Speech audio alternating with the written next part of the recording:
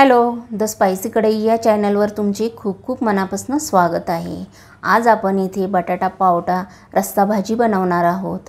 तुम्ही मी ज्याप्रमाणे भाजी बनवते त्याप्रमाणे बनवून बघा, छान लागते। लगेच इथे बनवायला घेऊया।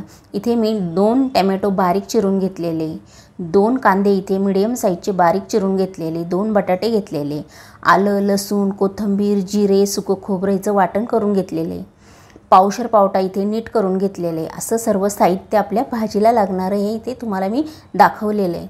आता आपण गॅसवर कढई ठेवलेली, त्याच्यामध्ये मी 2 पळ्या इथे तेल टाकून घेतलेले आहे। अजून एक पळी आपलं 2 पळ्या तेल टाकून झाल्यानंतर आपण इथे जिरे टाकून घेतलेले।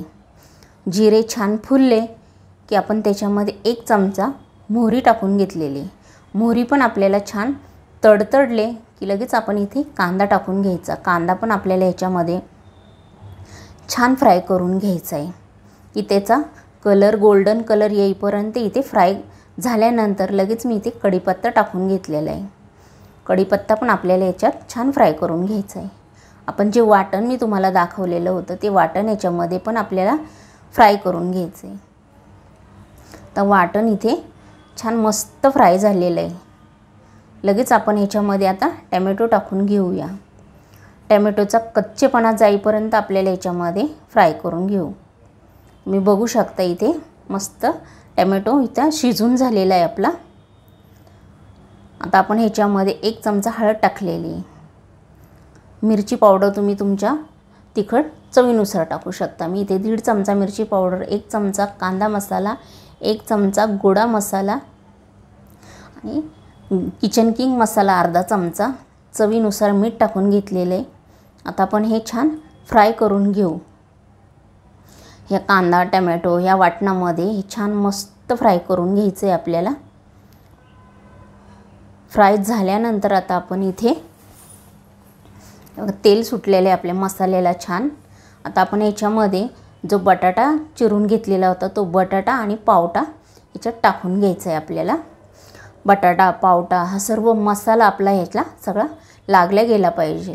एक 2-3 मिनटं आपण या मसाल्यामध्ये पावटा बटाटा छान मिक्स करून घ्यायचा आहे की पूर्ण मसाला त्याला लागले गेला पाहिजे। खाताना आपल्याला टेस्ट एक छान लागते। हे बघा इथे मी तसं ज्याप्रमाणे करते त्याचप्रमाणे करून बघा। माझ्याप्रमाणेच तुम्ही भाजी बनवून बघा, खूप छान लागते। आता आपले इथे छान मिक्स झालेले। तुम्हाला कितपत पाणी हवं इथे मी इथे 1 ग्लास पाणी इथे टाकून घेतलेले। तुम्हाला जेवढं हवं तेवढं तुम्ही इथे 2 ग्लास टाकू शकता। आता पाणी टाकल्यानंतर हे छान मिक्स करून घ्यायचे आपल्याला। इथे छान मिक्स करून घेतलेले। आता इथे आपल्या भाजीला छान उकळी फुटलेली, आपण झाकण ठेवून घेऊया। एक 5 मिनिटांनी झाकण काढून बघितल्यानंतर आपण इथे बघूया आपलं पाणी थोडं आटलेलं आहे, पण आपला पावटा आणि बटाटा पूर्णपणे इथे शिजलेला नाही आहे अजून, पण पाणी इथे आटलेलं आहे। थोडी कोथिंबीर इथे घालून घेते मी आणि पुन्हा एक झाकण ठेवून वाफ काढून घेणार आहे मी।